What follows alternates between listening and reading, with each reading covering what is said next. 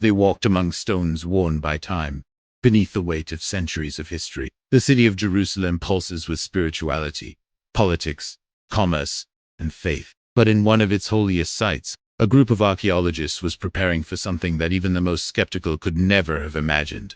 Beneath the corridors of the Church of the Holy Sepulchre, the site, traditionally believed to be where Jesus was crucified, buried, and resurrected, a discovery was made. A discovery that could change everything.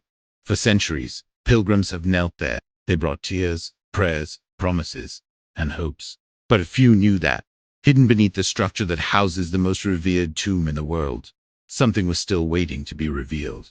A garden. Yes, a real garden, with signs of cultivation, preserved roots of ancient olive trees, and traces of long-forgotten vineyards. But one that echoes powerfully through the pages of the Gospel of John. At the place where Jesus was crucified, there was a garden, and in the garden, a new tomb. For many years, that verse was read as a symbolic reference. To many, the garden was just poetic imagery, a way to speak of hope and life in the midst of tragedy. But now, in the face of archaeological evidence, the words carry weight. They take on shape, they gain soil, roots, and physical truth.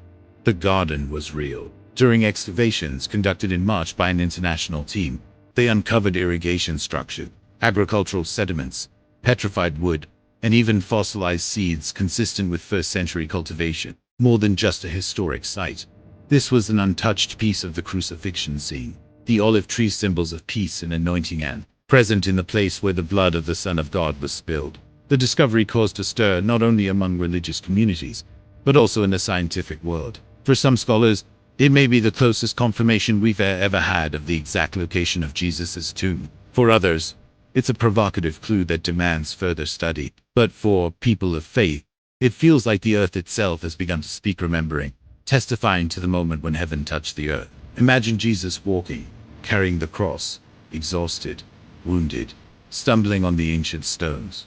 The crowd watching, Roman soldiers barking orders, and Mary, his mother, watching, powerless to intervene. And in the background, trees swaying in the wind, leaves dancing beneath the Passover sky. The garden was there, witnessing everything. Nature silent but alive, watching the Creator being delivered to death, in a place that represents what he always stood for: life, renewal, birth, and hope. This discovery also sheds light on something long overlooked. Jesus' tomb wasn't carved in some isolated corner, nor in a barren rocky desert. It was placed within a garden.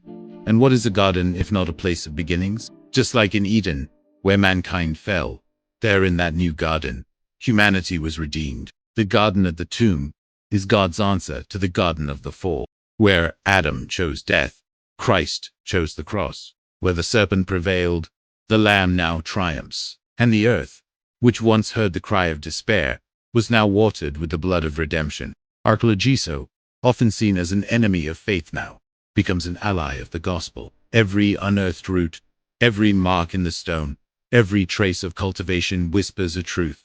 What was spoken happened. What was written was fulfilled. What once seemed like mere faith now touches history with its own hands. And more than scientific confirmation, this discovery brings a deep spiritual message. Because the tomb remains empty, but the garden is still there, as a living reminder that God always plants hope where the world only sees endings. Where there was death, he sowed life. Where there was mourning, he prepared resurrection. The garden at the tomb teaches us that suffering is never the final word. That even at the site of crucifixion, there was beauty. That even in the valley of the shadow of death, God causes fragrance to rise. That even when everything seems lost, invisible roots are growing beneath the surface. And maybe that's what touches us most.